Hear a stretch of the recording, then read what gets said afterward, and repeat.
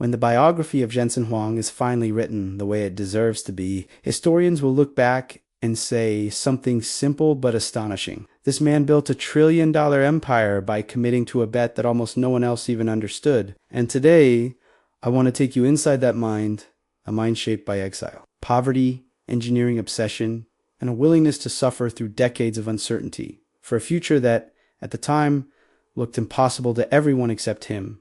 If you're new here, make sure to subscribe, because every week we go deep into the minds of history's greatest builders and extract the principles that anyone can apply to their own life and career. So let's begin with something that's almost unbelievable. Jensen Huang founded NVIDIA in 1993 in a Denny's. Yes, a literal Denny's restaurant. 3 young engineers sitting in a booth, sketching ideas on napkins. The entire company started with a $40,000 investment and a shared conviction that computers could one day mimic the human brain. Remember this in 1993. This idea wasn't considered visionary. It was considered absurd. But to understand why Jensen made such a reckless bet, you have to understand the early experiences that shaped him. Jensen was born in Taiwan but sent to Kentucky as a child to live with relatives he'd never met, in a rural town where he and his brother were the only Asian kids within miles. He would later describe those years as brutal fights at school, isolation, constant humiliation, but also the period where he developed the resilience that would define his leadership style. He learned to endure, to adapt, and to fight back in ways that didn't break his spirit. It was there, in that environment, that the seed of his relentless drive was planted. By the time he reached Oregon State University, he had already become the kind of student professors remembered for decades. He wasn't the loudest, the fastest, or the most gifted in any obvious way, but he was obsessive, methodical, capable of locking onto a problem and refusing to let go until it surrendered. That trait would later become one of NVIDIA's greatest advantages, Jensen's ability to see things through to the end, no matter how much pain, time, or ridicule it cost. The moment the idea for NVIDIA emerged, Jensen had already spent years watching one trend very closely: graphics hardware. Most people saw it as a niche for video games. Jensen saw something entirely different. He believed graphics chips could evolve into neural processors, devices capable of running the complex parallel computations required for genuine artificial intelligence. No one believed him. Not Intel, not IBM, not academia, not even the investors he pitched. But Jensen had something they didn't. He had clarity born from suffering.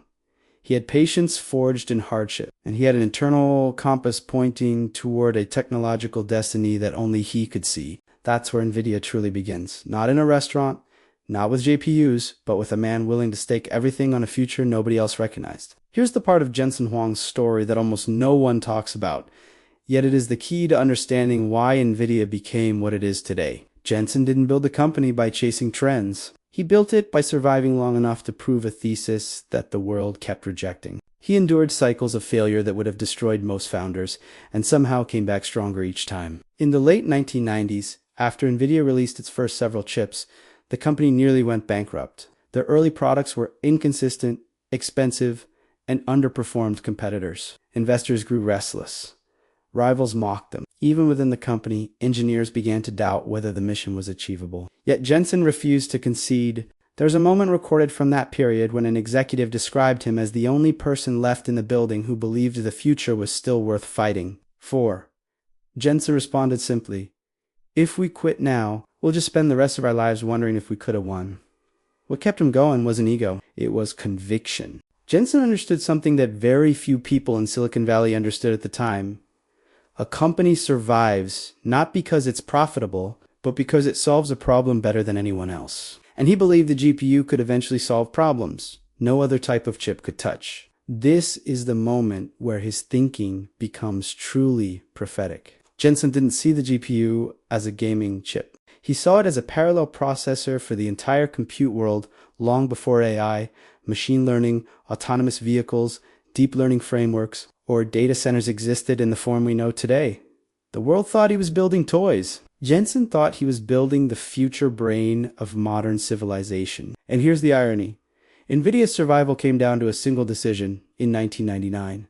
Something almost accidental. The company introduced the GeForce 256, the world's first GPU. At the time, This chip was marketed as a graphics card for gamers. But what very few realized was that Jensen had quietly embedded a layer of programmability inside the architecture. This one that most investors ignored became NVIDIA's golden key. Because a programmable GPU could eventually be used for physics, simulations, scientific computing, and eventually AI.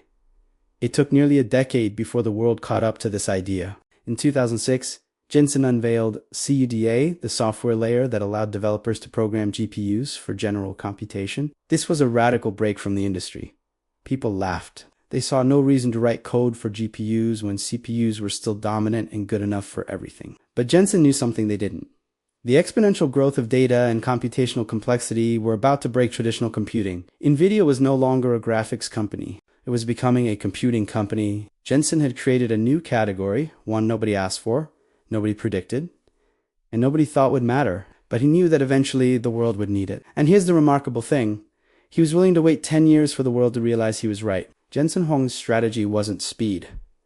He was playing a generational game in a quarterly world. One of the most fascinating things about Jensen Huang, and something that separates him from nearly every other founder of his generation, is that he didn't chase markets. He created them, and to do that, he had to cultivate a mindset that was almost the opposite of Silicon Valley culture. While other CEOs measured success by quarterly results, Jensen trained himself to think in decades. He understood that the most powerful technologies often emerge long before the world is ready for them. This long-term thinking was not an accident. It was forged by the failures of the 1990s and early 2000s, when NVIDIA repeatedly hit walls that should have ended the company. Jensen learned that if you want to build something truly important, you must be willing to suffer through years of indifference, skepticism, and misunderstanding. He would say to his team over and over again, "We are building the next era of computing." That takes time. It takes pain. It takes believing before the world believes. But belief alone is not enough. Jensen paired that mindset with an obsession that borders on artistic. NVIDIA is one of the few major tech companies where the founder is still deeply involved in engineering decisions. Not just strategy, not just vision, actual architecture. Jensen reviews, designs, he questions assumptions, he challenges, he digs into bottlenecks. This is one of his defining traits. He leads like a chief architect, not a CEO detached from the lab. Inside NVIDIA, there's a joke among engineers. They say Jensen doesn't want to run the company. He wants to run the code. And while that's an exaggeration, it's not entirely wrong. He believes leadership comes from proximity to the work, not distance from it. That principle became a competitive advantage. NVIDIA iterated faster, integrated deeper, and adapted sooner because its leader understood the technology down to the transistor. This is where the Jensen mentality becomes especially powerful. He built NVIDIA as a vertically integrated machine. Hardware, software, systems, and ecosystem all under one roof. Most companies specialize. NVIDIA builds everything. Jensen famously said, "The more work we do, the more value we create." And history proved him right. CUDA wasn't just a software layer. It became the foundation for modern AI.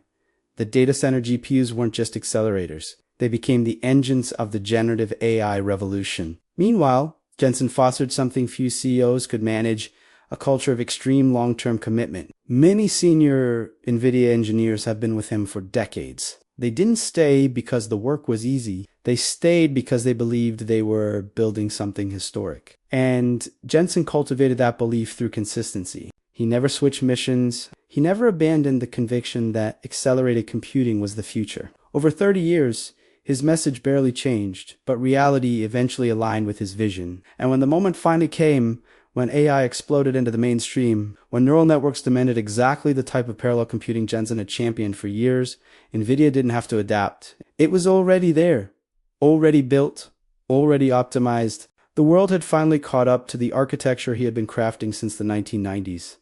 This is the essence of Jensen Huang's genius. He didn't predict the future. He built the infrastructure for it long before anyone knew they would need it. There is a moment around 2012 to 2014 when the history of NVIDIA shifts from a difficult, grinding ascent into something almost mythic. For nearly 2 decades, Jensen Huang had been pushing a thesis that the world dismissed. CUDA was too niche. GPUs were too specialized. AI was nowhere near mainstream relevance. Even inside NVIDIA, some senior leaders questioned whether the company should keep pouring resources into something that seemed so uncertain. Then came a breakthrough that would change everything. Researchers at the University of Toronto, led by Geoffrey Hinton, began training neural networks not on CPUs but on NVIDIA GPUs. The results were staggering. Models that previously took weeks to train suddenly converged in days. Performance metrics shattered previous records. And the scientific community realized something profound.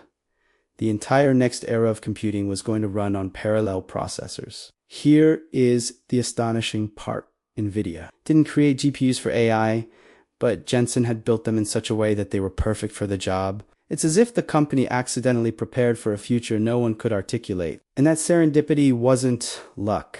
It was the consequence of Jensen's philosophy. Build general-purpose tools, not single-purpose toys. Build architectures that scale, build platforms that evolve, build for the unknown. Once that breakthrough happened, Jensen moved with a level of conviction that seemed almost unreal. He became, in the words of one engineer, a founder who suddenly saw the door to the future swing wide open. He pushed NVIDIA deeper into data center chips. He expanded CRDA into a full-stack AI ecosystem. He built libraries, frameworks, and development tools that made NVIDIA indispensable to research. Before long, anyone doing serious AI work had to use NVIDIA hardware, not because of marketing, because it was the only system that worked. And while other CEOs were distracted by market share battles, Jensen focused on something entirely different, building an ecosystem that could last for generations. He traveled the world meeting researchers, academics, startups, Fortune 500 CTOs, national labs, and he listened. He absorbed every pain point, every bottleneck, every limitation in the AI pipeline. And instead of patching the problems, he redesigned the entire system around them. This is why NVIDIA isn't just a chip company. It's a platform company, a software company, a systems company, and increasingly a key pillar of global technological infrastructure. During this period, something else became clear. While Silicon Valley celebrated founders who chased rapid exits or trend cycles, Jensen was operating on a completely different wavelength. He wasn't chasing acclaim. He wasn't chasing hype. He was chasing inevitability. His mission was not to win the present, but to dominate the future. And the deeper you study his leadership, the more you realize that NVIDIA's rise wasn't the product of speed. It was the product of compounding. Year after year, decade after decade, Jensen had been layering capability upon capability, one block at a time, until the foundation became undeniable. When AI demand exploded in 2016, those MUI disassetti, and later again in 2020 and 2023, NVIDIA was not merely prepared. The company was the only one prepared. Competitors scrambled to catch up. Chip makers pivoted. Cloud providers begged for supply. Researchers waited months for access to GPUs. And Jensen, after decades of being underestimated, became one of the most influential technological figures on the planet. NVIDIA didn't get lucky. The world got ready. At this point in Jensen Huang's story, something truly remarkable becomes visible. Something that separates him from almost every other leader in the history of the semiconductor industry. It is the moment when NVIDIA shifts from being a successful company to becoming a force of nature, reshaping not just markets, but entire scientific disciplines. And the engine behind this transformation wasn't a single chip or a single breakthrough. It was Jensen's philosophy of total integration and relentless reinvention. Most CEOs manage companies. Jensen architects them. He approaches NVIDIA the same way a master craftsman approaches a legendary instrument. Every element matters. Every component influences the whole. Over the years, he built NVIDIA into a vertically integrated stack that resembles the approach of visionaries like Steve Jobs and Henry Ford, but applied to a scale that touches supercomputers, healthcare, robotics, climate modeling, autonomous systems, and frontier AI labs. Jensen's belief was simple, but wildly contrarian. If you control the full-stack silicon, software, systems, tools, frameworks, and even developer education, then the entire industry aligns around you. This is exactly what happened. The deeper NVIDIA invested into CUDA CUDNN, TensorRT, Omniverse, DGX systems, and specialized libraries for every scientific domain. The more locked in researchers became. Not because they were forced to, but because the alternatives simply could not compete. Inside NVIDIA, Jensen often reminded his team that the next breakthrough would never come from doing the same thing twice. Even during periods of massive success, he pushed for he believed that disruption is healthiest when it happens internally and catastrophic when it comes from competitors. That mindset is how NVIDIA transitioned from gaming to HPC, from HPC to AI acceleration, from AI acceleration to training clusters, and now from clusters to entire AI factories. There's a concept Jensen started emphasizing around 2020, the idea of generative AI as the new industrial revolution. He described data centers not as warehouses of servers, but as factories that generate intelligence. And to him, GPUs were not just chips. They were the engines of this new industrial age. This is where Jensen's worldview becomes so powerful. He isn't predicting the future. He's building its infrastructure. Employees often say that Jensen has an ability that borders on unsettling.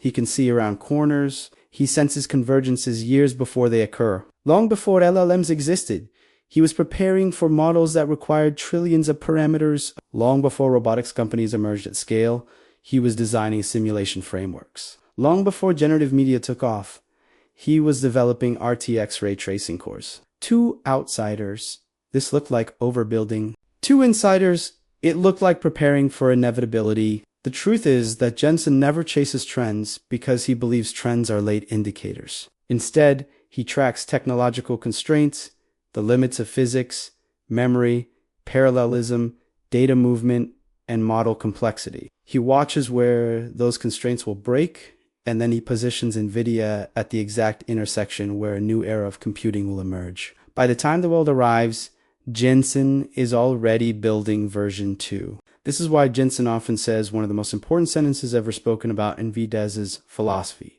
We build for the long arc of technology, not for the moment. And that long arc, the one he's been pursuing since that first Denny's meeting in 1983, is now bending toward the greatest technological transformation of our generation. There's a point in every great founder's story when the external world finally catches up to the founder's internal vision. For Jensen Huang, that moment happened almost 30 years after that Denny's napkin sketch. It did not come from luck or timing. It came from the single most underrated element of Jensen's personality. He is built for long, sustained, almost unimaginable endurance. That is the real secret to NVIDIA's rise. When the generative AI boom finally erupted with GPT models exploding in capability, with startups and governments begging for compute, with companies racing to build clusters the size of cities, NVIDIA was not reacting. It was fulfilling a roadmap Jensen had been crafting for decades. While other leaders were selling products, Jensen was building a philosophy. While others measured success in quarters, he measured it in Here's something that emerges very clearly from anyone who has worked with him. Jensen Huang never considers his job finished. Success doesn't relax him, it accelerates him. Engineers describe him as someone who becomes more intense the more NVIDIA wins, because he sees victory not as validation but as responsibility. There's a line he once said privately to an executive: "Now that the world depends on what we build, we cannot slow down. We owe it to the future to go faster." That mentality explains his willingness to push boundaries that other companies would consider reckless. NVIDIA reinvests a staggering percentage of its revenue into R&D, far more than its competitors, because Jensen believes the future punishes hesitation. He leads the company the way an athlete trains for a championship that never ends, always building, always sharpening, always preparing for the next inflection point. This is why NVIDIA reinvents itself every few years. It's why the company shifts from graphics to AI, from AI to robotics, from robotics to digital twins, and from digital twins to entire computational universes. And here's the deeper truth. Jensen's story is not about semiconductors. It's about personal identity, about the immigrant kid who learned to survive in a hostile environment and turned that survival instinct into a world-shaping philosophy, about the engineer who saw elegance in computation long before anyone saw meaning, about the founder who stayed loyal to a mission the world thought was delusional, about a man who refused to let the future arrive without him shaping it. NVIDIA's ascent is not the story of a company catching a wave. It is the story of a founder holding a vision steady for 30 years until the wave finally rose to meet him. And now that it has, Jensen is doing what he always does, pushing harder, dreaming bigger, and preparing for the next disruption that nobody else sees coming. Because he knows that the AI era we're living in now is not the destination. It's the beginning. The first chapter of a transformation that will span decades, industries, and civilizations. If you understand Jensen's mind, you understand why NVIDIA is not merely a technology company. It is a blueprint for how the future gets built. It is a testament to what happens when a founder refuses to bend to the world and instead bends the world to the architecture he believes must exist. And that is why when people look back on this era, they won't just talk about GPUs or AI models or data. They will talk about a man who saw farther, waited longer, and endured more than anyone else. And in doing so, quietly built the computational backbone of the 21st century.